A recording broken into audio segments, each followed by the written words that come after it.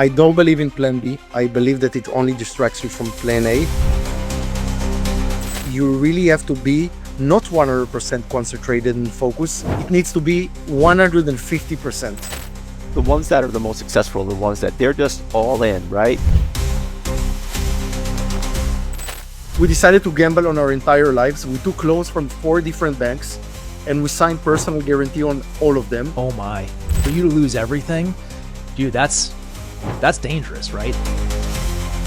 I remember one specific moment. My girlfriend, she saw me crying over my desk and she asked me, Yariv, what's going on?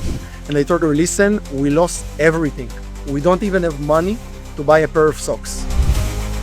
Many of the mistakes that I did probably led the foundation to many of the good things that I did in MAＥLYS. We knew that in order to succeed, we really need to disrupt, to find a disruptive product that will disrupt Facebook feed. We should launch the booty mask with Khloe Kardashian.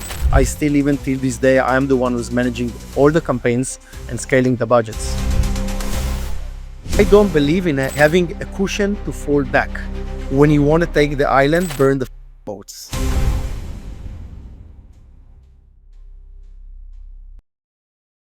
I want you to think about your business right now.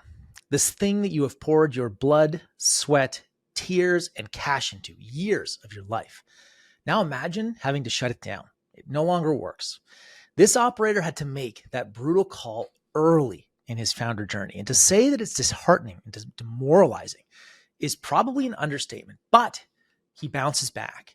He starts a brand in one of the most competitive categories out there, beauty, and he launches with one of the most well-known influencers of our time. His goal? Disrupt the feed. Funding? Oh man, personal loans he and his co-founders took out from multiple banks, and they put it all on the line with guarantees. This operator is humble. He is driven. You can just hear him light up when talking about his company and the work that he does. This is Operators Titan. It is brought to you by AppLovin, and today we are speaking with Yariv Citron of MAELYS. Let's get into it. We're going to kind of move through this chronologically. And when I was reading the background for this, I noticed that you started in law school. And I don't know that we've also met another lawyer in consumer. There's a lot of bankers, a lot of consultants, but like you were in law school, and that's kind of where you started your, I guess, your marketing journey. And I am so curious, like, how the hell did this come about? That's a weird shift. Like, lawyers don't typically become marketers. Lots of people become marketers. Lawyers are not at the top of that list. So maybe can you start there and just tell us about that? How did this happen? Yeah, so my story starts somewhere 15 years ago.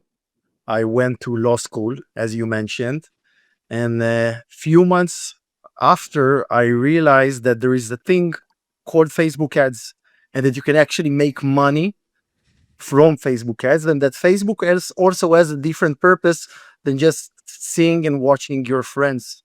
And at that point, I decided that I want to start digging into it, and I became an affiliate after several months, and I started to make some extra cash on the side while I was still in law school. Now, you have to understand that for me, during that time, most of my friends, they had student jobs. So most of them were waiters. And the idea that I was able to really make money from working in front of my laptop was, to me, mind-blowing. And when I really thought about it and compared between law school and running my own business and being an affiliate, going to lectures in law school was very hard for me to concentrate for more than 30 minutes. It didn't intrigue me in any way.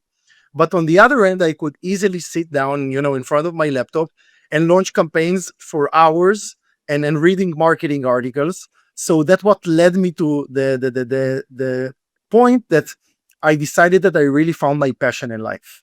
And I think that what intrigued me the most about marketing and being an affiliate was the fact that I was able to really interact with so many people from all over the world in a single click of a button. And also something about the numbers and data on one side. And on the other end, you have the psychological effect of really what really makes someone buy a product on your website. It really intrigued me. So I'm not a lawyer. I quit after 1.5 years. I dropped out. You were smart. And my mom is an amazing Jewish mom, but she was very scared and afraid because of that move. She thought that I might be throwing my life away. And today as a father, I can completely relate to it and understand their perspective. It does seem like a stupid and foolish move, dropping out of law school and start a business doing Facebook ads, especially 15 years back. But that's what I decided to do, and that's what I've been doing in the past 15 years. Spend hundreds of millions of dollars across basically every channel that you can think of. And yeah, that was probably the best decision that I had in my life. But there were certain point of time that I felt like I'm jumping off a cliff with no parachute. Does your mom still, is your mom one of those Jewish moms that still likes to remind you that you could have been a lawyer? No, my mom is No, she's very not one happy of those. and satisfied. No, Well, she's he's not. way more successful now. Most lawyers don't want to be lawyers anymore, so you just figured it out on time. Correct. You figured it out early. I was a lawyer for 4 years, and I mean the experience going to law school and the work I did was incredible. But like across the board, it's very rare that you find anyone who is a practicing lawyer who is either happy doing it or wants to continue to do it. It's very, very rare. I don't know. I've got a lot of lawyer friends, and I don't know any one of them that's thrilled with their like really enjoys the work. It's like it's golden handcuffs too, right? They get stuck in it, and it's so I good agree. from a compensation perspective that they're like, what? Why am I gonna? You were a fast learner, dude. Jason, I don't know. I think I told you this, but I went to school for computer science, to university, and I lasted 3 months. And I was like, this is boring, and so slow. And we were learning stuff that at that time, I don't know how old you are, Yariv, but this is in like 1999, 2000. And I'm like, Yeah, so everything I'm is so 30. dated. So I'm 37, and I can completely relate to your Totally. story. Very Yeah. hard. So I left and I moved to Sweden. I got a job over there. And like, I remember my dad's an electrical engineer. So like having a kid in computer science was great. And he was not happy. I think it's good. He's fine now, but Italian fathers just kind of gave you that look, like he's so disappointed in you. Like, what are you doing? So I totally get it. So 15 years, dude, you've been. So I find this interesting too. I'm noticing more and more people in consumer that are great marketers. They start off an affiliate first. Yeah, that I was thinking the same thing, Matt. And it is well, just it's incredible how many people got started in affiliate and who are now doing really interesting things in the ecosystem. Yeah, dude, it's like affiliate and drop shipping. Like both of those seem to be the path to like full blown consumer brand. How long were you just like playing an affiliate before you started your first company? So first of all, I was an affiliate. So I dropped out of law school, and then I was an affiliate for a year and a half. Okay. And then I decided to join a fintech company and to become an affiliate manager. So I really wanted to take the time to manage other affiliates. And I had an amazing opportunity to really handle some of the biggest affiliates in the world. And I learned so much from them. And after that, I was also the CMO and managed the budgets of millions of dollars still in fintech. And only then I launched my first company. Okay. And you had the first company, like, I am so curious what this transition was like for you, because I think we can all relate to it. Like I had jobs before I started my first company, right? I famously or infamously worked at NetSuite, the thing that everybody loves to hate. Prior to start being an entrepreneur, I was there pre-IPO, so that was good for me. What was the transition like for you? Like, how did that go? Yeah. So for me, it all starts, that since I was a kid, it was always a dream to become an entrepreneur. And I always knew that one day I will have my own business. My father, which is probably the person who impacted me the most and my role model, he was always a business owner and he always led his own business. So that's something that I always knew that I'm going to do one day. And after several years in fintech, I felt like I have enough, or I earned many tools and I have the capabilities that I need in order for me to start my own path and my own startup. So I launched BeatleMania, which was a social gaming platform with my best friend Tomer. So the two of us. And I remember few weeks from the moment that we started and we launched the company, that it was overwhelming in a very bad way. I never imagined that suddenly I will have to deal with vendors, investors, banks, recruiters, so many regulation and lawyers and people that keep hearing saying no, no, and no, and your startup is not going to work. Um, and when I compared it to my life as a CMO in fintech, I always worked very hard. Most of the times I was the first to come to the office, and most of the times I was also the last to leave. But when I thought about it, at the end of the day, when I left the office, my life, was pretty chill. I didn't have any special concerns. But when you're a founder of a business, concerns basically it's like around the clock. It's from the moment that you wake up until the moment that you fall asleep, and also sometimes it's even while you're sleeping, chasing you in your dreams. So it was very interesting for me to understand that and to understand how little do I know about this world. And yeah, unfortunately, we had to shut it down. So we shut down the domain after a year. I think that we made many, many mistakes. The biggest one was probably that we didn't launch a POC way earlier. So eventually, what we did, Tomer and me, is that we tried to perfect the platform again and again and again before we launched it. And when we launched it at 10 or 11 months from the moment that we launched the company, we realized that players don't want to play. And if we would do it, I don't know, 3 or 4 months, then we'd probably see the same result, and we could have saved a lot of money over our own savings and also our investors' savings. But that was a pretty depressing moment and a period of time.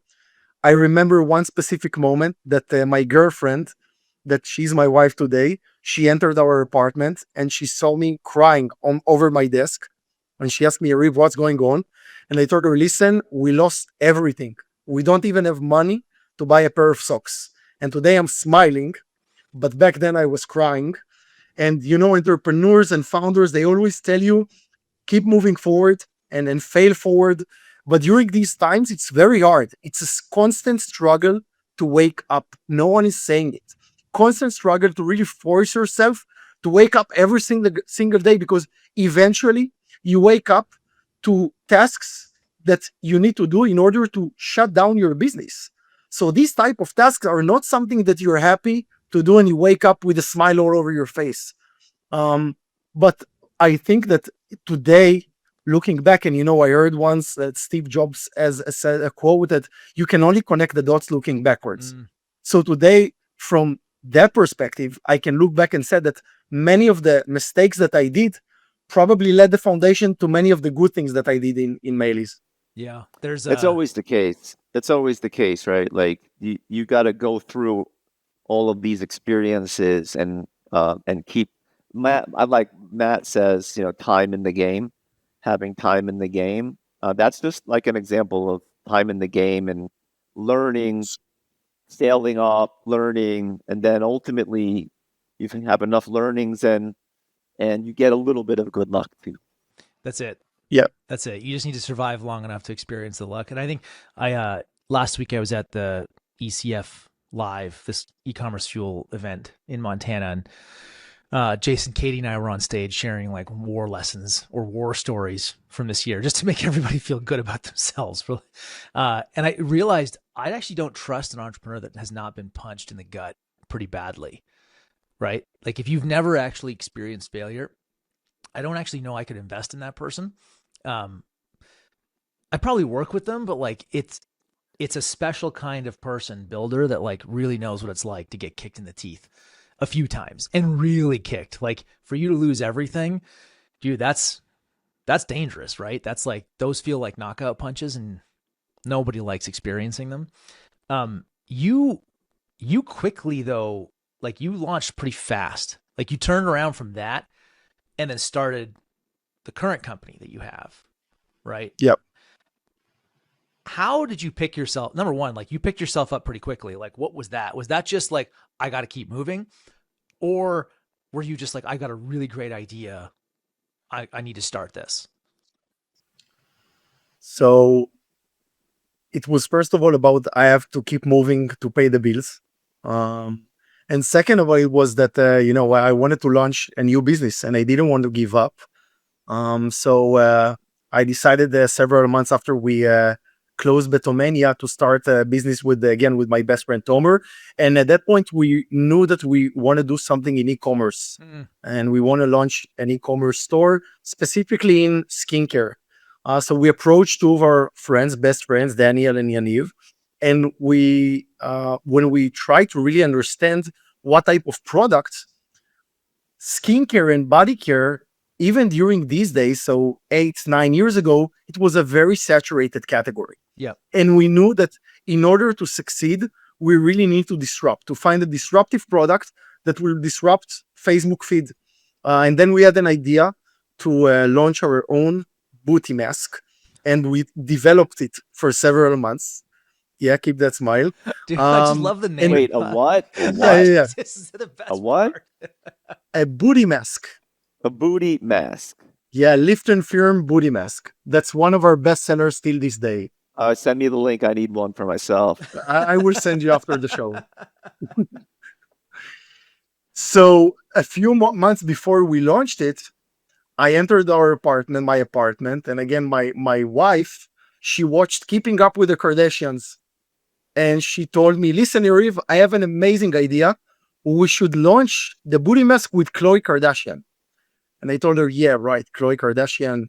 Especially, after shutting down BeatleMania, it was a period of time that I wasn't convinced, even with what are my capabilities. And then she told me, "No, listen, think about it. It will be an amazing idea."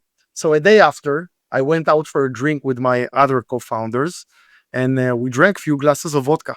And alcohol does what it usually does, and it gives you enough courage to talk about silly things.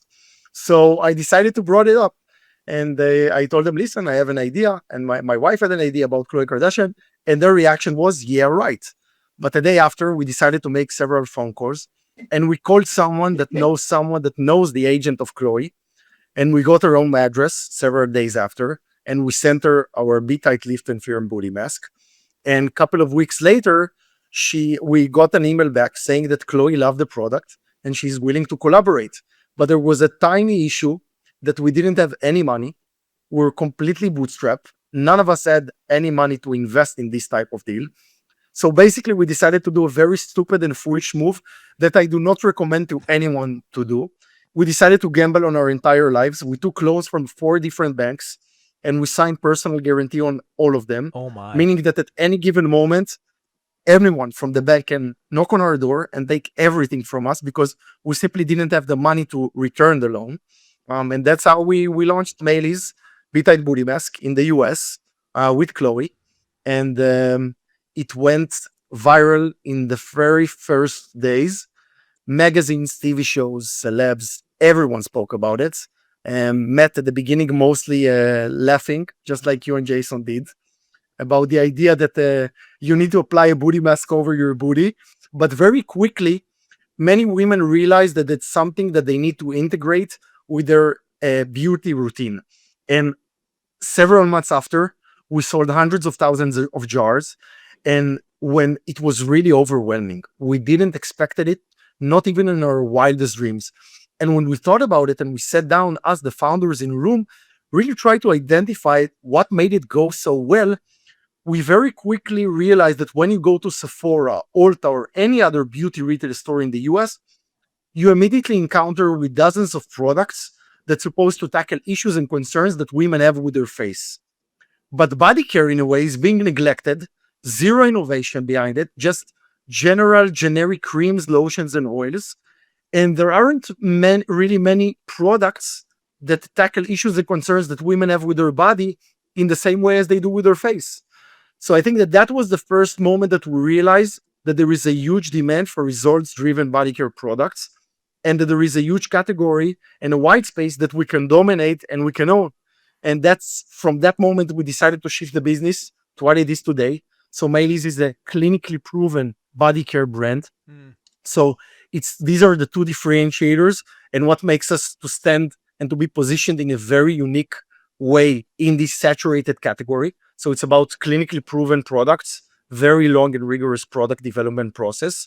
And it's about body solutions that's what we call our products that we develop, that we want our customers to feel more confident and empowered with their own skin.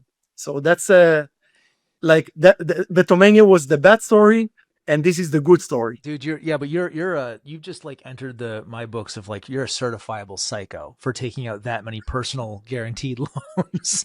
Like that is Yeah. you're a different breed, man. Yeah. Jason, I don't know if I told you this. I actually don't know if I've ever told the story, but I've got a Kardashian story for you, Yariv. When we launched Lomi, it went so fast, right? People know that. Like we just launched and it just ripped. My team one day was like, dude, you got to check this out. And they showed me an Instagram DM. I still have a screenshot of it, of Kim Kardashian sending us a DM on Instagram. And it literally, I kid you not, this is what it read. It read, hey, my name's Kim. My sister sent me the link to your product, and we'd like to talk to you guys about buying it for our friends for Christmas. I told my team, like, respond and say, Kim, we know who you are. You don't need to introduce yourself. Like, my name is Kim. Like, there's 250 million followers attached to your name. But I got on a Zoom call with the whole family, like within a month. Everyone, Chris, whole family. I'm like, I'm on there, wow. and Kim's having breakfast, and they were like, she was so nice. They were awesome. And I remember sitting there, they're like, awesome. This is the weirdest Zoom call I have ever been on. Like, we live on Zoom. We do this all the time. I'm like, this one was strange. So it's very cool. So you didn't even pay for it? No, they bought it. Like they bought like 25 of them for their friends. You're lucky. We never did any other deals with them. Like we should have at least entertained it, but there was a whole thing around brand and is this actually the right move for us? And same as you, like, I don't have the cash to do a deal with the Kardashians. I didn't know Panzer yet at this point. I could have used my lawyer buddy here in the back pocket to figure out how to structure this crap, but it was just a hilarious sequence of events to wind up. But you hit the collaboration with Khloe, like peak Kardashian too. Like you're like a great example of like that culture and consumer overlap, where like you had an influencer, a person of influence at like peak cultural moment. And then your product was just so perfect for the Kardashians. Yeah, it was such an amazing product fit. Yeah, it was such a great product fit. It did well, and without Khloe, again, not sure that we would probably be where we are today. Yeah, it's very similar to us and Gordon, where every once in a while you just get the right partner, and there's so many stories. Everyone wants to talk about the best influencer deals, right? The best ambassador deals, but they're just really rare. It's like product market fit is rare, right? It's like influencer companies fit is rare. Yep. And in our case, our business was pretty established and performing pretty well. So we actually had in some respects, like an easier way to structure a good deal. Whereas in your case, like you struck gold with the influencer. Like the influencer for us added major gas to the fire, and I'm no way we are as good as we are now without it. But like we were doing pretty well. Yours is like that's incredible. To launch like that is hard too, Yariv. Like to go from I just got kicked in the teeth with BeatleMania. Now I'm launching a new company, and I'm going to launch in a rocket ship form with a major influencer. Like, was that when it launched? Did you feel like you had a real business at that point? Was it like, oh, finally I got something that works? Or were you still like in the back of your mind thinking like, there's no way this is going to work? I think that I was always optimistic, and I'm very optimistic. When we first had the idea of the booty mask, I was optimistic, but then when we were able to really secure Khloe, it was really a matter of being dead or alive, because with that amount of loans, you must make it work. And I feel like being so committed to it also financially probably led us to make some smart decisions and work very hard, and to make it a successful campaign.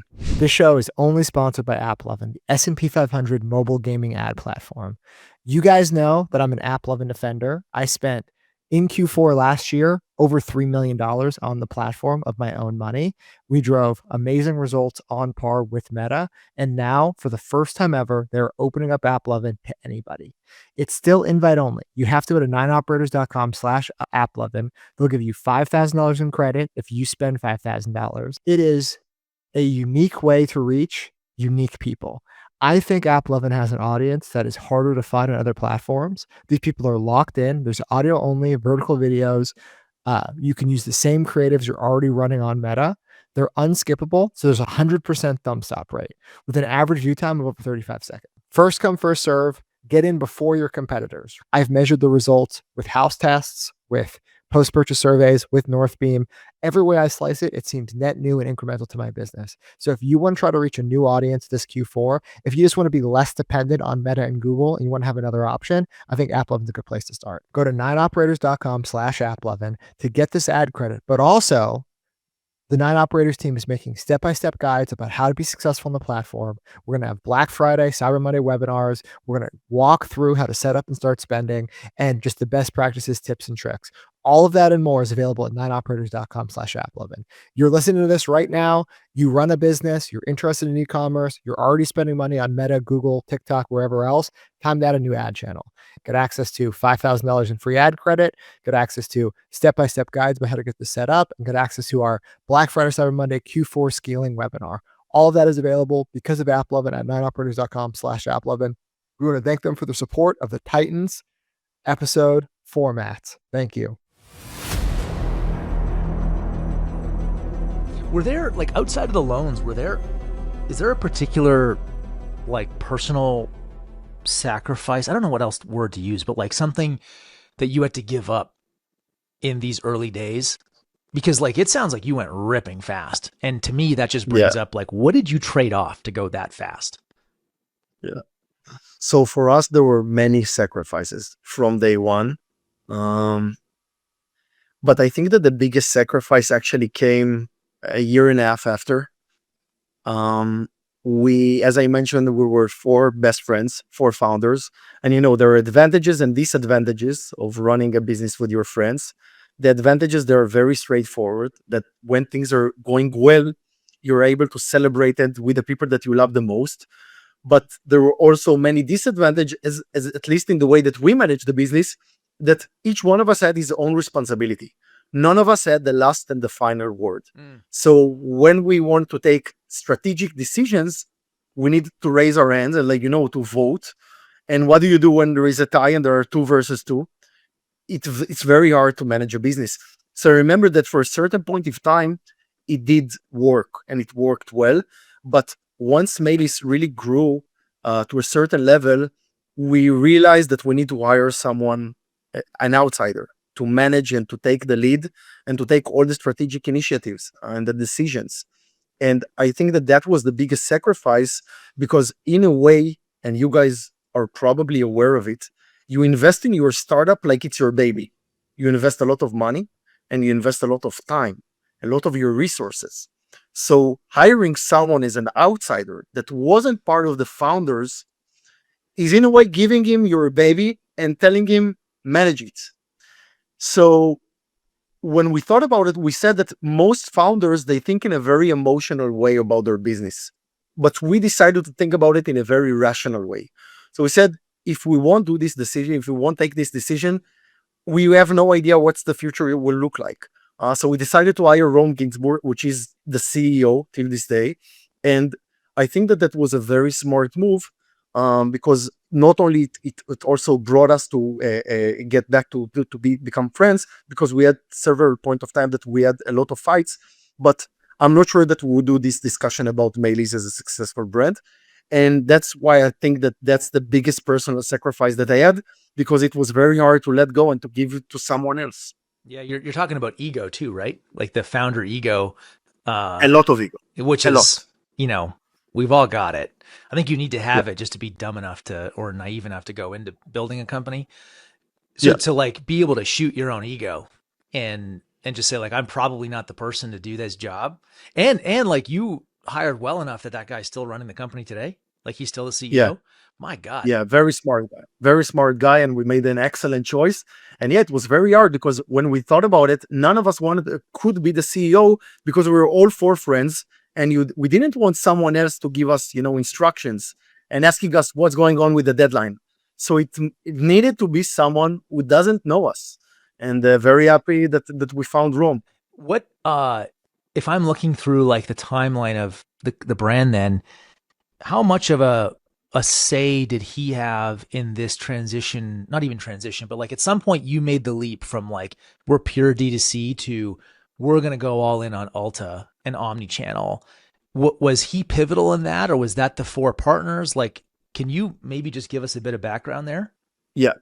Yeah, so in 2021, with Rome, we sat in a room and we really started to think about what's the business goals of MAELYS, talking mostly about the business, where do we want to be? And very quickly, we all said that we want to become the number one body care brand. And in order to build the brand, we thought about few strategic initiatives. And a very first one that we thought of was retail presence. We realized that in order to build a brand, you need to be in the specific places that your customers buy also other beauty products, and that they need to engage with your product, smell it, feel it. And that's the reason why we decided to go omni-channel, and we started selling our products at Ulta somewhere in early 2022. So we started with 400 stores with 3 SKUs, some sort of a POC. And very quickly, Ulta identified the potential of both the brand and the category, and we expanded to nationwide with 12 SKUs. And I'm very happy to say that today, 3 years from that moment, not only we are ranked as one of the top brands in body care in Ulta, but we're also ranked as one of the top body care in skincare. So out of the total category, both face and body. So that's a huge milestone for the brand. And I'm just thinking of where we will be in 3 years from now. And that was the entire decision. It was about really going everywhere and engaging with our customers, not just in D2C, but also in TikTok Shop and in D2C, in Amazon and in Ulta. Mm. You know what I didn't realize until I was reading your story. I didn't realize how big Ulta was. You know, Yeah, as a beauty retailer, like I had no idea. I just always think of Sephora. And then I looked yeah, up how many stores Ulta had. I'm like, whoa, okay, that's real. I mean, clearly I'm not the customer for your product, so I forgive myself for that one. You have used this word disruption a bunch. I actually really think it's cool that you thought about like how do I disrupt the meta feed, the Facebook feed. I think that's a great way to think of things. Like how do you put a message out there that's super unique? Does that same sort of thinking still exists today in the company, particularly when it comes to product development? Because I've been on your site, I've been clicking around stuff, and you don't just sell this booty mask anymore. Now it's like this clinically proven body solutions. yeah. I'm curious, is that still the way that you guys look at product? Is like we need to do something different and disruptive? Exactly. So disruptive is from the very first days of MAELYS. And again, going back, it's such a saturated category, both body care and skincare. And the reason why I'm feeling very confident and comfortable with where we are at the moment is because I think that MAELYS has a very unique positioning that makes us stand out in this saturated category. And part of it, as you pointed out, is selling clinically proven body solution, things that other brands do not sell. And when we compare MAELYS to other body care brands, I think that most of them, it's all about the experience. So it's about the scent and the texture and enjoying while you apply the product. In MAELYS, it's obviously about that as well. So we develop amazing products with great scents and great texture, but it's also way more than that. It's about really making our customers feel better, more confident, and more empowered with their own skin. And to me, when an example that I always like to give about what's trendy and what's not, because in beauty there are lots of companies and brands that are trendy, to me a specific, I don't know, product that it's all about the Brazilian scent. In today, one might like this specific scent, but in a year from now, she might not like it anymore. But in MAELYS, results and really seeking for results, to me, is something that will be everlasting. It's an evergreen. Women will always look to feel more confident with their own skin. And we're seeing the direction of where the world is going with Ozempic and Manjaro and GLP-1 injections. And their number one side effect is loose skin. And thankfully, MAELYS has several products that are clinically proven to tackle loose skin in different areas of your body. And since in the past few years, we launched 30 products, and some of them were the first to bring the market, and some of them were the first to bring the results-driven approach. So yeah, I'm very happy with where we are positioned. And you pointed out very correctly that we're trying to do things very differently than the other brands. I like that. I mean, Jason's known on our show for talking about product being like the number one thing to focus on. I really like what you're hitting on here, which is it's not just make a great product, but there's a big difference between like a fad product and a genuine long-term trend, like an evergreen. Like things are pointing in this direction. You know, the one chart business thing, like GLP-1s, they're on the rise here, and we can kind of like we are positioned to sort of ride part of that wave. I think that's for people listening, is a great lesson in product development. I am so curious how you think about this today, because you just talked about meeting the customer where they are. So you started out D2C, then you went omnichannel, and not just physical omnichannel, but like TikTok shops, Amazon, everywhere. How has your marketing mix, for lack of a better term, like how has that changed as you guys have grown? You know, let's say from like D2C only is probably very meta heavy to today. Like, can you describe what marketing looks like in this brand today? Yeah. So at the moment, we have three channels, three types of layers. That's how I like to call it in our marketing mix. The first one is D2C. So it all started with D2C. That's the bread and butter of the business. We're performance marketeers by nature. And as you mentioned, it's about really scaling the business, managing the campaigns in Meta, AppLovin, Snapchat, TikTok Shop, Google. It's about trying to really reduce CAC in a crazy environment where CPMs just go up on a yearly basis, and optimizing the funnel, obviously. A year and a half ago, we did a very interesting change to the business, that we changed the model, the acquisition model, to a try before you buy.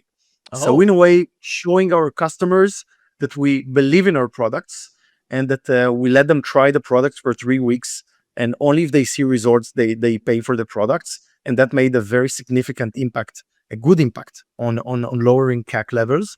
So that's the first channel. And the second one is brand. Now, going back to the question that you asked me about expansion and retail and omnichannel, again, when you want to build a brand, one of the initiatives that we thought of is that we must invest in brand awareness. And I'm a big believer that there is a certain point to where D2C can take you. In D2C, you spend in direct response campaigns. Usually, you spend $1 and you look for a positive return. Most of the times in one day click. In brand awareness, that's not the case. You invest money and you look for this halo effect that will create an impact on the upper funnel and maybe will create an impact on other channels. And if you're very good at it, and Jason spoke about luck, if you're also lucky, then eventually you will see some sort of an impact on the bottom line on EBITDA and revenue. But that's definitely not something that you're seeing, not after a few days, not after several weeks, and sometimes not even after a few months. So we got the decision that we need to invest in brand awareness. And today, in the past year and a half, we have a dedicated budget for brand awareness campaigns, for product collaborations, influencers, celebs, out-of-home campaigns. And we see that when we make these smart, strategic campaigns, and it's not about really wasting your money and throwing it everywhere, it needs to be very smart, we see that it makes an impact, and it also affects TikTok Shop, Ulta, and D2C. And the last one, already spoke about it, is retail. retail gives us two things. The first one is credibility, and doesn't matter what happens when you are selling your products at Ulta. It adds credibility to your brand in addition of just being digital only. And the second thing is that we tested many times the incrementality of Ulta and D2C. And what we saw is that doesn't matter what you will do, there are certain type of customers that they won't convert in digital. They will watch your ad, they will maybe follow you on Instagram or Snapchat or TikTok, but they will only buy the product the next time they go to Ulta or Sephora.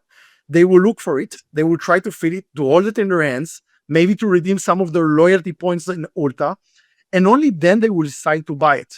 So we know for a fact that Ulta is very incremental. So these are the three channels today. And I think that today for MAELYS, when we're trying to build the brand, and we are a brand, all of these three, they're important at the same specific level. Do you think the retail piece in Ulta is a trust thing?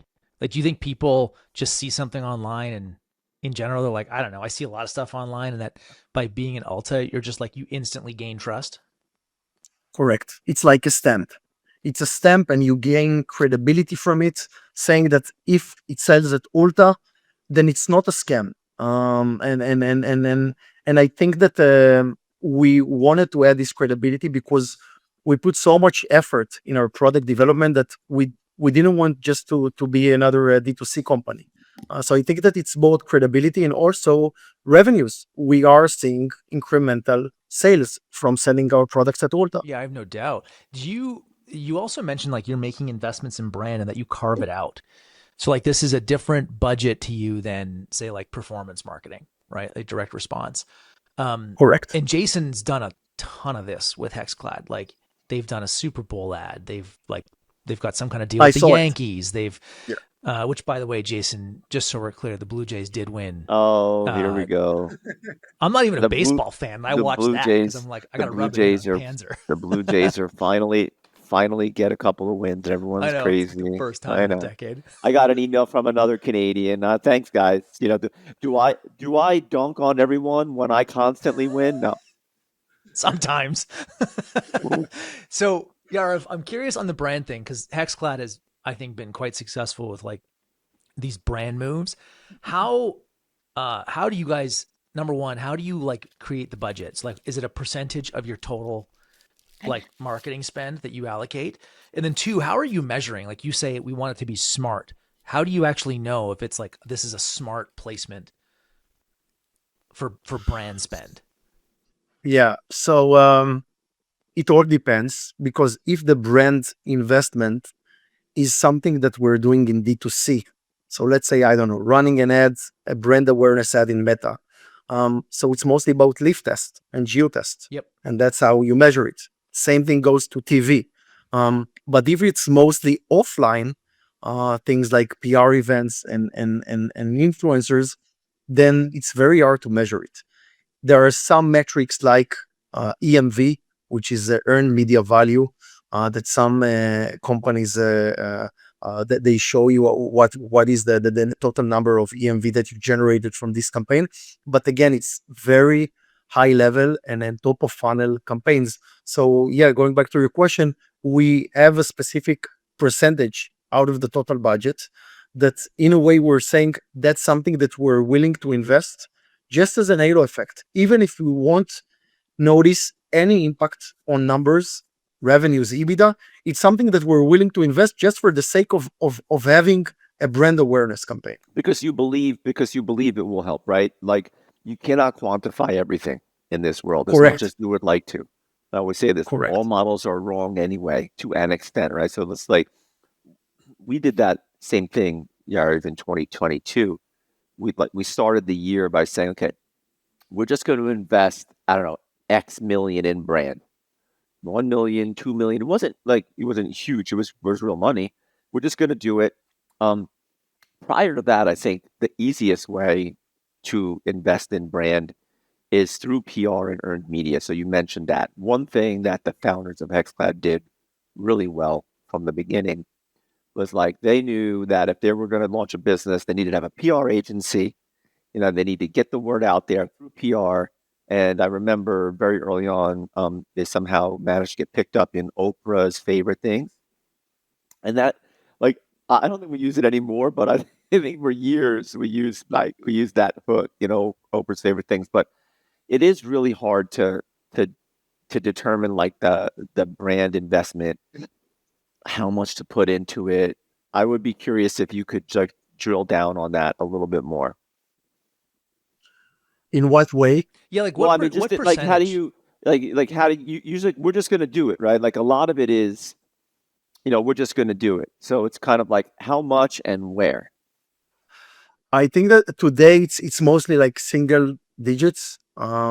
Since we just started a year and a half ago, so we're really trying to test the surface and to see. I think that if we will see that it also contributes the revenues and the EBITDA, then obviously it will grow as the company grows. But at the moment, it's single digits because we know that this is something that we're willing to put aside, even if we lose it. That's something that we can live with. Quick break. Operators Titans is brought to you by AppLovin. This is an S&P 500 mobile gaming ad platform. It is opening up its self-serve ads manager Axon for the first time ever, and it is offering you, our listener, $5,000 in ad credits. If you spend $5,000, that is free money. You should take it, but you need to have an invite-only URL and a code to get access. We've got that for you. Just stick around for a second. Look, first, before we get into that, my brand, Peel a Case, we have been advertising with AppLovin since I think October of last year. We have spent a lot of money here. We are ramping up for this Black Friday, Cyber Monday. The reason we are doing that is AppLovin has quickly become the most incremental ad channel for us in 2025. We've recently done a holdout on this with House, another great partner of ours, and it has proven actually the most incremental of all new channels that we've tested this year. It is now our number 3 spending ad channel behind Meta and Google. Do you know how hard that is to get to that spot? I actually think they can overcome it, but we'll see. Here is why we like AppLovin at our brand. First is it is audio on vertical videos of your best performers. You don't need new ad creative. Just take the stuff that works and run it on AppLovin.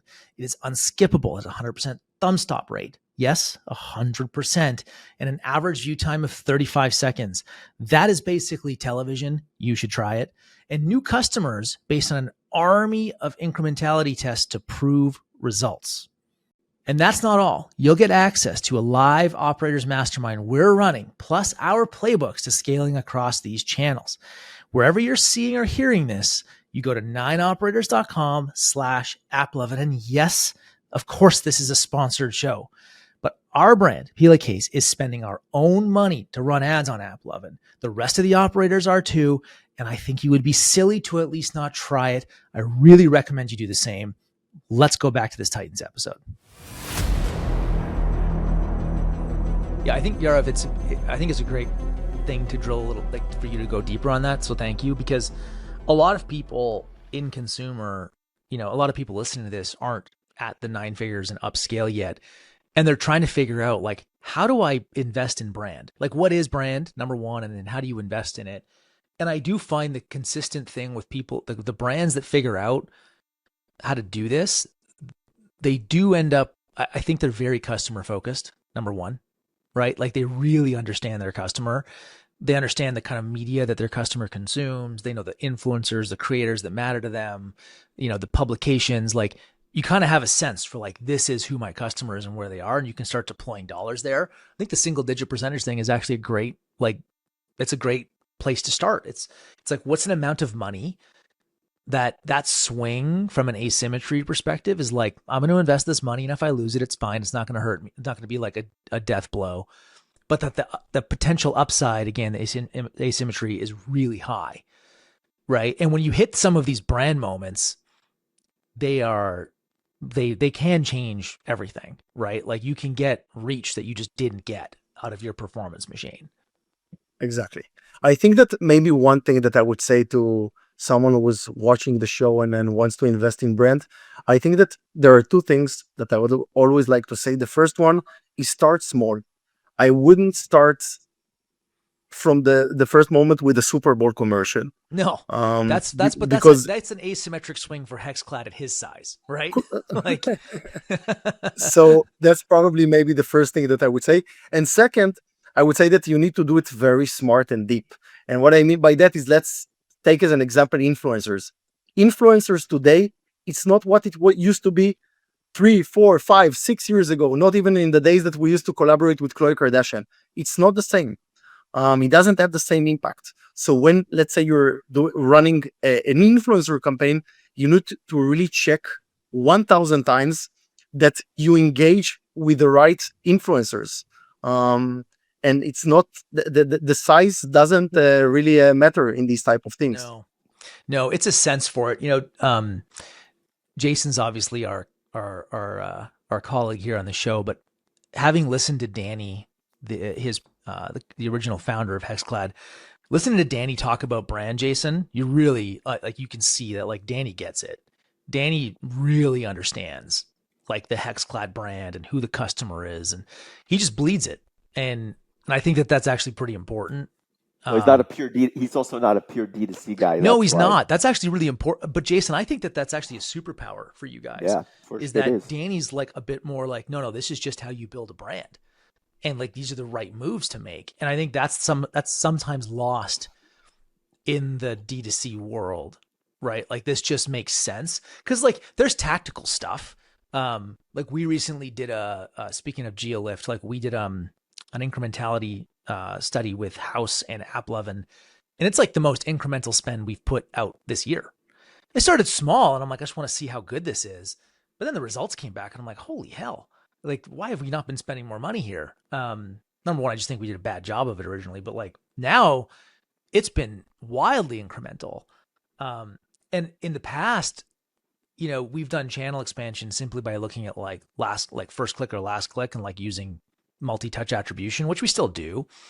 But now I'm starting to think more, Yara, of what you're saying, which is like, where can we put brand dollars? And for us, it's definitely influencer. Where can we put brand dollars that we just know? We know that that's our customer.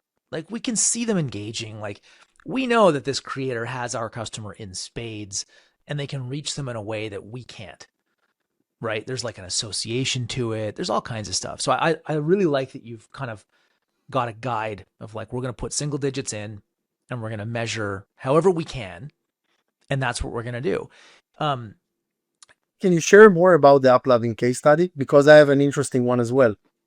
I mean, for us, it was straight up like, we need to find, like, we've sort of reached the marginal frontier of our dollars deployed in like Meta and Google, which are our two big primary channels for our D2C business. And House came to us and they're like, well, like, you guys should do a proper holdout with AppLovin. Like, let's actually see if it's incremental. And what's interesting is like, for the first week, it was not looking good. And then by the time we got through the test window and the, what do they call it? Like the treatment window afterwards, it was by far the most incremental new channel we've added 2 years. And I mean, we've acquired millions of customers. So like, for us to find like a positive, like an incremental dollar now, it takes work. Just too much money spent, too many customers acquired. So AppLovin has actually been awesome. I'd love to hear your experience there, if you don't mind. Yeah, my experience started 12 months ago, and last year, someone in the name of Raphael, that is a very good friend of mine from AppLovin. Awesome. Yeah, Raphael is awesome. Approached me and told me that they're starting with several D2C brands. And honestly, in the first few months, it wasn't that good. It wasn't successful. And remember that also, like in Q1 this year, we used to spend several thousands of dollars, but nothing very significant. And then we stopped it for a while because I wasn't convinced as well that it was incremental. And at early Q2, we integrated with a tool of Meta called Advanced Analytics. Yep. Basically, what this tool allows us is to pull up all the transactions, the orders from our CRM, and with the SQL of Meta, to really identify based on Meta people ID how many of them engaged with an ad of Meta. And then I decided to approach Rafa and I told him, listen, Rafa, many CMOs are asking themselves, is it just incremental or not? What I suggest, let's run a test. Let's spend $150,000. Let's divide it 50-50 between me and you. I will use advanced analytics that most of the brands, they don't have this type of tool. And let's prove together that it is incremental. And the budget was supposed to be $150,000 for a test of 14 days. After 6 days, we spent $200,000 a day. So it was insane. After very few days, I asked my data scientist to check the results, and we saw that it is so incremental. And as you mentioned, Matt, probably one of the most incremental channels.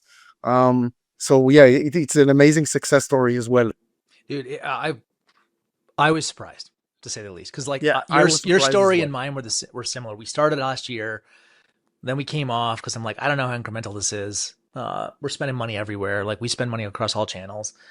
And then, I mean, kudos to House. Like I think Olivia over there was the one who kind of whacked me on the head over Slack. And she's like, hey, dummy, give it a shot. And then I think I was actually at the Meta Performance Summit, Jason, talking to Roman, we just did his episode of this show, Yariv, and Roman also gave me a whack upside the head, hey, dummy. And then we went and tried it. So we've been super happy.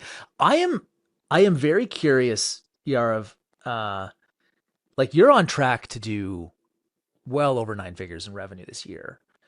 And yeah, $150 million. Yeah, 150 million. Like that's just like on its own. Congratulations. That's freaking awesome. Love to hear it. Really do. There's this old sort of like cliche in business, not even a cliche, it's true. Like what got you here won't get you to where you're going. Are there like what do you believe to be true today? Like marketing, leadership, that like you believe to be true today that you didn't then? Or is there things that you're like, we just had to let go of that are now going to take us forward? Yeah. Great question. I think that early days of MAELYS, when you launch a startup, you have so many problems and concerns and issues that basically occur on a daily basis. And it's all about solving them very quickly. You need to adapt and to execute it because you're in survival mode. Most of the startups, they don't have money, and at least we were bootstrapped. So you can decide one day that you wake up and you entirely change the business strategy. And then it will take you several days to execute it because you simply don't have many customers. So you're not afraid to impact the business. You have nothing to lose. You only think about today, maximum tomorrow. And in MAELYS today, in a business that is with 9 figures business, it's way more strategic and we're a well-known brand. So it's mostly today about being more deep and well-rounded with every decision, strategic decision that we take, because the likelihood of impacting our brand, our customers, or our metrics today is way more significant than what it was a few years back. So just as an example, to try before you buy acquisition model that we changed a year ago, let's say that we decide to do it in the first early days of MAELYS, it would probably take us a week. But a year ago, when we decided to change it to try before you buy, it took us 6-7 months. And it took us 6 or 7 months because we really had to meet with all the relevant stakeholders, all the departments, to check it one more time and to talk to our customers and really to ensure that we do not impact anyone, not the metrics, not the customers. And it's not like we're not moving fast, because we do, but it's about moving fast given all the restrictions. And I think that the same thing goes hand in hand with marketing spend. As we both shared, that in the early days, it's about just meeting your CPA goal. If you meet your CPA goal, you scale the campaign. But in a business in our size, that you spend dozens of millions of dollars every year, it's not just about meeting the CPA goal. First click, last click, it doesn't matter. It's about really proving that the specific channel is incremental. And it's about running geo-test and lift test, because just even if one channel won't be incremental, it's a huge loss for the business. We're talking about millions of dollars. So I would say that today maybe we're more well-rounded and deep, and not moving so fast that we execute and change things on a daily basis. It's funny that I think we've talked about this on the show a bunch, but the bigger you get, the more surface area you have for things to go right. But I also think Correct. the side that doesn't get talked about as much, and the reason that you need to be more thoughtful and strategic, is that surface area also works the other way. So like when you do make a mistake, there's a lot of room for it to go sideways, right? Like Exactly. when you lose money at scale, there's more zeros in both directions. Yeah. So I think that's a A lot great of bad PR, a dude. lot of customers that you might Customers. lose, subscription, recurring orders. Yeah, there are many things. Yeah. Are you guys would you describe yourself as a like does your business work because people come back and buy a lot? Like are you an LTV Correct. business? Yeah. See, Yeah. We that's are. I think that on its own Yeah. is awesome. Yeah. I've seen a You lot of can't beauty really beat a brands. brand without retention, because if you just keep acquiring customers more and more and they leave after one time purchase, then it's not really a brand. You're Mm, building a D2C machine that's just acquiring customers. So for us it's very important, and yeah, we are a LTV business. I love to hear it. I've seen a lot of skincare companies that don't have great repeat. Um, like to the point where I just assumed there wasn't a lot in skincare, right? Yeah. When I thought that there should be. So it's very cool to see that you guys have done it. When I guess like listening to you talk about, and Jason, I want your take on this after him too. Listen to you talk about being like more thoughtful, more strategic at this size now. If you think of like Yariv 15 years ago, like a much younger version of yourself, what's a piece of advice that a younger version of yourself would give you today that you think would be really important to hear? Wow, that's a great question. I think that it's probably don't forget to enjoy the ride and to have fun.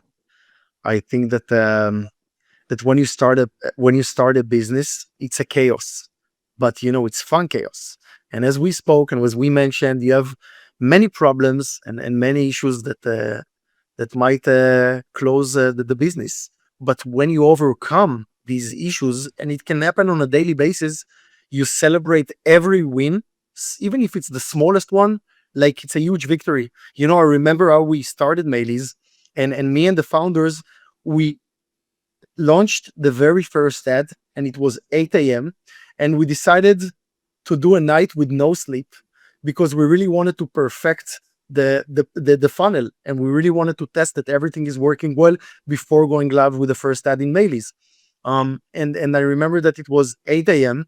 after a night with no sleep, and the four of us, we gathered around the TV and we watched Google Analytics users in real time, and we were hyped. And I remember the very first moment that the first user landed on the thanks for purchase page. And at that exact moment, that was probably one of the most exciting moments that I had. We started to jump and to dance and to laugh and to kiss each other. And it was such a moment, pure moment, that can only happen when you're young and foolish. And today in MAELYS, it's more like, a well-known brand, and you have a lot of pressure from your investors and then growing and profitability, and you forget to win, and you forget to enjoy from these wins. So I think that I would probably, Yariv back then would probably say to Yariv today, don't forget to enjoy. Yeah, there is a lot of pressure, and yeah, the business is scaling fast, but even though, celebrate the small wins. Oh, I love that. Jason, what would a young Panzer tell you? Yeah, it's a little bit, it's different because everyone has their own personal experience, but I just think that investing in your network really early on and all these people wind up helping you. Like I've done things, I didn't do enough of it early on. I have an incredible network now, and small investments that I made early on actually really helped me, but it could have been even better. Like getting out there, talking to people, building that network and being a giver, not a taker.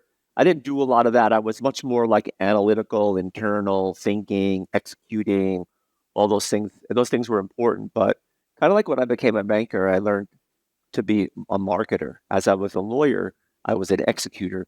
And as a banker, I became a marketer and an executor. So that's the other thing. It's like, now I don't have to talk about that with Yari because he started out as a marketer pretty early on, but um, and a lot of the people that listen to us are, they are marketers. So it's kind of like preaching to the choir. But I would say it's the investment in your network and your time. Like there are a lot of people that are out there on Twitter building a big Twitter following, which is their network. I think that's super valuable.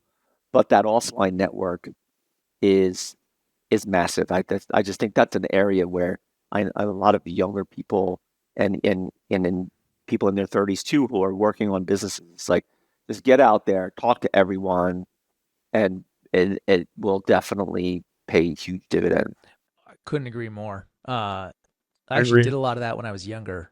Then I got away from it. Now I'm doing it again. And I'm like, man, I forgot how good this is. So like, it's also like in person. Yeah, if you're on the other side of the planet, so this is probably harder for you to do here. But Yeah. just like But can you going, guys share how do you do it? oh, What's the dude, I best go to strategy? I go to events now. Like I like last week I was in Montana. Like I went to freaking Bozeman, Montana, which is in the middle of nowhere, to hang out with like 200 other brands. And you know, the fun thing for me was like most of these brands are much smaller than us. And it was so much fun listening to how, like, what they're doing, how they're thinking about growth, like the things that they're struggling with, where they're getting wins, especially the younger guys and younger girls. Like there's a creativity and an energy that you have when you're younger that I think as you get bigger, we lose a little bit of, right? Because we Yeah. fall into the like, I got this big ass machine I need to manage. I got a board, banks and covenants. And there's just a different set of problems now that we talk about every day. Like after this, I got to talk about contribution margin reporting and consistency across all this shit. I'm like, this is not fun, Yeah. but I got to do it. This is like, that's my next meeting. So But I think, there's a mentality yes, that I've learned, which you have to start every conversation or every meeting with, you never know where that conversation can go. You just never know where it can go. And there's a lot, it's like, it's random. It's a random walk in many ways. And of course, you can't just like burn time, because time is our most precious commodity. But if you just say, I'm going to allocate just like you allocating a certain investment in brand, it's you're resource like, allocation. I'm going to allocate certain time into just getting out there, talking to people. And I don't know, I don't have time to go to lots of conferences. I actually enjoy them. But it's just like figuring out wherever you are, like go to some place, wherever at a in the right venue, you should just be like working the room, talking to people, collecting names, Yep. and you never know where the conversation can go. Yariv, there's just a serendipity to it that it's like brand. I think brand is a great comp, Jason. Yeah. It That like is. you just kind of know that it's worthwhile, and you do wind up giving like nine times out of 10, you're giving more than you're getting. But man, there's like every now and again, there's one thing. One Like time. last week, I got one thing that I was like, oh, that's probably like $50 million of incremental revenue to this business. Like that's how excited I was about that one thing. So I think like it's just worth spending the time there and actually creating the time to go do that. Do you guys, I'm curious, Yariv, do you think as you guys get bigger, is every year and every new level of growth, does it get easier? It doesn't. I want you to talk to my wife and ask her this question. She would probably laugh in front of your face, but no, it doesn't get any easier. The same amount of time that I worked several years ago, and then I assume that you guys would say the same thing. It's just, I wouldn't say that it gets harder, but it's a different type of hardship. In the first days, it's about surviving. And today's, as you mentioned, it's about a direct contribution margin and gross margins and investors and board meetings and profitability. So it's a different type of hardship, but it doesn't get any easier. Okay, I got to ask, you're running a company built around women's body insecurities, body positivity, while being a male founder. That has got to create some unique pressures. What is some of the most uncomfortable feedback you've received, or how have you adjusted sort of like how you make products and how you run the company today, just knowing this, like you're not the customer of your own product? Yeah. So yeah, that's a valid question that we got from many people, at least mostly in the beginning. how come a bunch of guys decide that one day that they want to launch their own body care brand, and I do get it. But listen, we never pretended to say that we are body care customers or we're beauty mavens and we tried many products before we launched MAELYS. We never pretended to be this type of people. But what we did is that from the moment that we decided that we really want to launch a body care brand, we excessively tried to learn every part and every side of this category. So whether it's customer reviews and comments, consumer trials, and seeing what the benchmark and what our competitors are doing, we really try to educate ourselves in any way that we possibly can. And we also recognize and identified how underserved our customers were before we created MAELYS. So as I mentioned with the body solutions, and today I'm feeling more confident and more comfortable saying to your question that I'm more familiar when it comes to saggy skin and stretch marks and cellulite. I'm more familiar probably than most women. But the bottom line is that you have to understand who is taking the decisions. And today in MAELYS, we have an amazing product development team that is comprised out of amazing women that they're the one who actually lead the product development strategy. So from ideation to execution and all the clinical trials and the very long and rigorous product development process. So eventually it's about Rom and myself to let them take the lead. And we're obviously they're part of this group just to really ensure that from the marketing side maybe and from a financial side, it makes sense. But when it comes to product and the development, they're taking the final say. What do you want MAELYS to be known for then? I want MAELYS to be known for a brand that changed the discussion around body care, a brand that really reshaped the category. I want MAELYS to be known as a brand that made women feel more secure and more empowered with their own skin. And I want to be known as a brand that really took body care seriously when no other brand did. So I guess like you're 37, you said?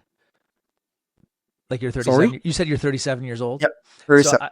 the follow-up question then is like, it's tough to answer this it's hard to answer this at any age, but like, then what do you personally want to be known for? I think that early days, so maybe 14, 13 years ago, if you would ask me this question, it was probably be the number one marketeer, number one D2C marketeer, because it's a lot of ego. But today, when you're mature and you have kids, you understand that it's not about being number one. So today, I would say that I want to be known for someone that never stepped away, that always worked hard, always working hard, someone that even till this day managed campaign, optimize and scaling the campaigns in Meta and AppLovin, checking landing pages on a daily basis. And honestly, the same responsibilities that I have today, I had also several years ago. And the reason why I'm doing it is because I'm enjoying and I'm loving my work. So I just want to be known for that. Love it, man. Do you, that's great. I love the hard work comment because I think there's just so much reward and like having something that you actually really do want to work hard on. And Yeah. Jason, we've talked about that a lot. It's like and when you find something that just doesn't feel like work, you can just go and it's great. Yeah, you've got to be obsessed too, and that's where it comes from. You can be obsessed when you enjoy it, when it feels right to you. I think that's the difference maker with so many people that we talk to. It's like and that's the difference maker in just being great at anything. Yeah. There's a level of obsession for a period of time. I think it's awesome that Yari realized that there's other people that can help. Whether it's a CEO, whether it's the product development team. I think someone put in one of our chats recently, Matt, like the person who said, "Oh, I wish the CEO who said like, I wish I could clone myself and do all of your jobs." I know. I'm like, dude, don't say that. That was so good. Wow. That was so good. It's like, what do I want to be known for? Honestly, I just want to be known as a good guy. Like I want to be known like a good. How about like a good person that helped build a successful business? Like, that's good. Yeah. I agree. Contribute. I agree. I got asked that recently and I was like, I just want to be known as somebody who tried. Like, that's it. Like I'm always just trying. Yariv, this is my last question for you because I just like the way you think. Is there a question that you think entrepreneurs are always asking, maybe you or just in general, but that just seems like they're missing the point, like where they're way off? Yeah. I There is one specific thing that many times entrepreneurs, founders that they want to launch their own business, they come to me and they want to share their idea. And at the end of the conversation, each time I'm asking the same question: what's the next steps? And sometimes some of them, or the majority of them, they're saying, listen, so we're going to test and we're going to launch some sort of a POC, but we're still going to keep our existing and current job because we need the paycheck and we need the money. And we're going to do it as a side business. And the moment that I hear it, I'm always saying the same thing. Please, if that's your perspective, don't do it. Don't launch your own startup because you're just going to spend and waste your money and a lot of your time. Because I believe, and we spoke about it again and again in the past hour, that in startups, there are so many things and so many problems. So you really have to be not 100% concentrated and focused. It needs to be 150%. And I don't believe in it, like having a cushion to fall back. I think, and I heard once a motto, a quote of Tony Robbins that said, when you want to take the island, burn the fucking boats. Yeah. And I'm a big believer Yep. in that specific quote. I don't believe in plan B. I never plan a plan B. I believe that it only distracts you from plan A. And sometimes, you jump off a cliff, as I said at the beginning, and the parachute won't open. And you will have to shut down your business and lose probably everything like I did in BeatleMania. But sometimes the parachute will open, like in the case of MAELYS, and you will succeed. But doesn't matter what you do, you can't have them both. You can't stay and work as an employee and for 3 hours a day work on your startup. It doesn't work this way. There's a lot of the very successful founders I know, and Jason, I'm sure you can agree to this, and Yariv too. There's a level of conviction that these people have that is bordering on like naive, like they're just like, no, this is going to work or whatever. Right. And even in the day-to-day decision-making inside their company, you can just tell like when a founder or an operator has just got such high conviction and everybody else could be telling them no. And they're the ones who would just be like, yes, this is like, I know this is the right move. There's something about being all in. There's something about being all in. There really is. That's what, I mean, and look, you got to have money to pay the bills. Danny and Cole, like Danny was all in and Cole was actually working on the side to help bring in money to help fund the business. But they kind of knew, right? Like that was their deal. Mm-hmm. One was going to work full time. The other one was going to like keep hustling elsewhere and actually just putting money in. But regardless, the people, the ones that are the most successful, the ones that they're just all in, right? Yariv was all in. He leveraged everything to do it.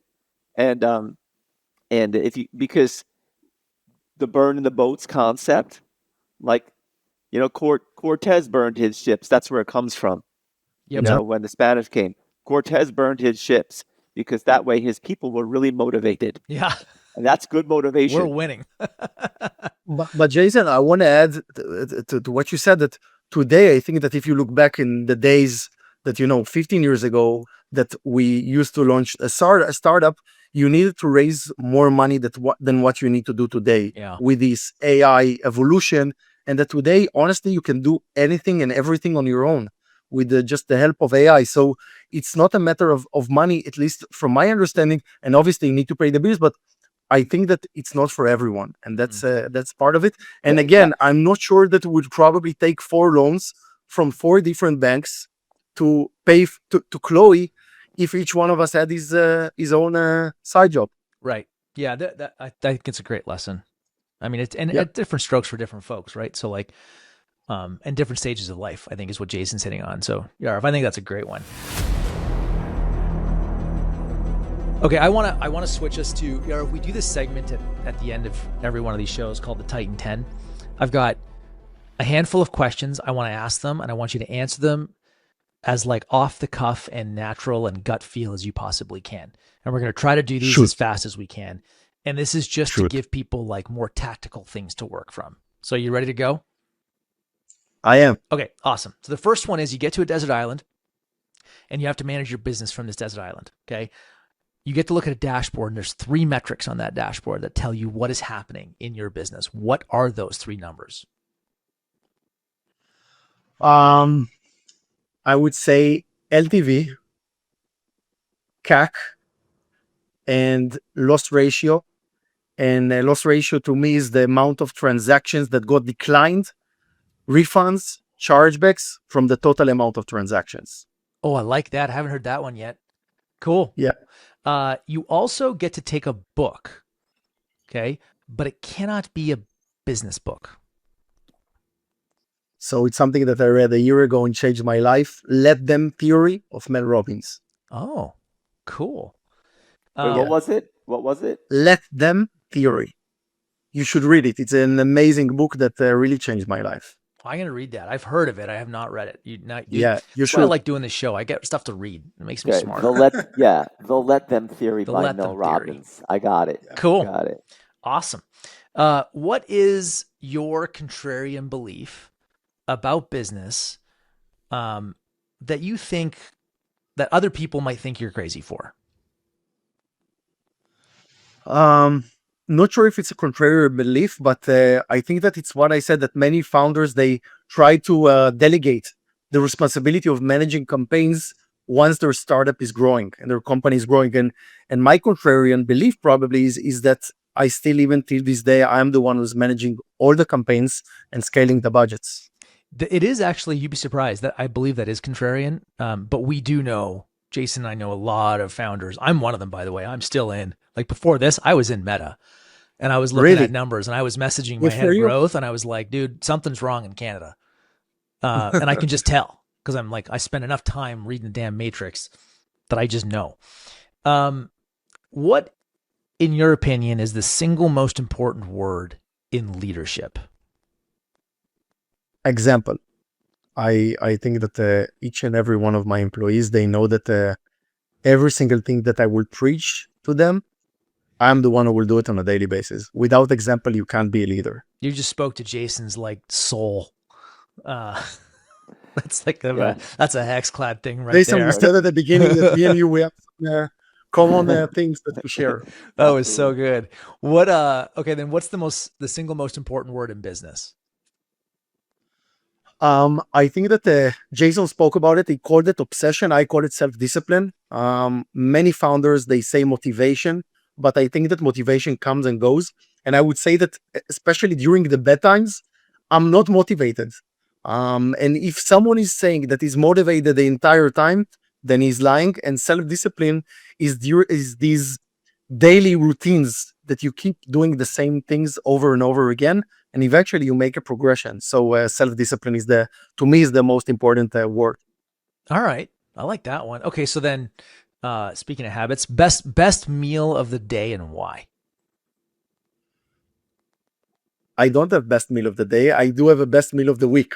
Oh, dude. Okay. And the best meal of the week is Kiddush Friday night. That's the only time of the week that I'm really able to sit down with my wife and my kids and to eat around the same table, because otherwise all of the other meals I'm working and I'm in the office, or I'm coming back while everyone is sleeping, and then I'm eating all by myself. So I would say that Friday night. Oh, I love that. That's like an Anchor weekly meal. That's pretty awesome, man. Yeah, very cool. It is. What's the most overrated growth tactic? Remarketing. I think that today with the progress of the algorithms, you do not need to run a specific remarketing campaigns. We just we do not exclude it from the prospective campaigns, and we'll add the algorithm basically decides if and who to retarget. Love it. Okay, then the obvious next question is, what's the most underrated growth tactic right now? So what are you excited about? I think that it's a post-click. I think again that in today's world with the progression of algorithms, you can't target specific profile anymore. And there are two ways to make an impact on the algorithm and to reduce CPA. The first one is creative, and the second one is post-click. I think that most brands are aware of creative and iterations and productions, so they take care of it. But for post-click experience, or what happens from the moment that someone click on an ad, I think that most companies, they don't take care of it, and most companies are relying on one funnel. So to me, that's probably, I think that this is an underrated tactic that you should always try. At least my goal is to aim for 2 or 3 funnels for each product. Love it, man. That's great. Yariv, that is all we have for you. This has been awesome.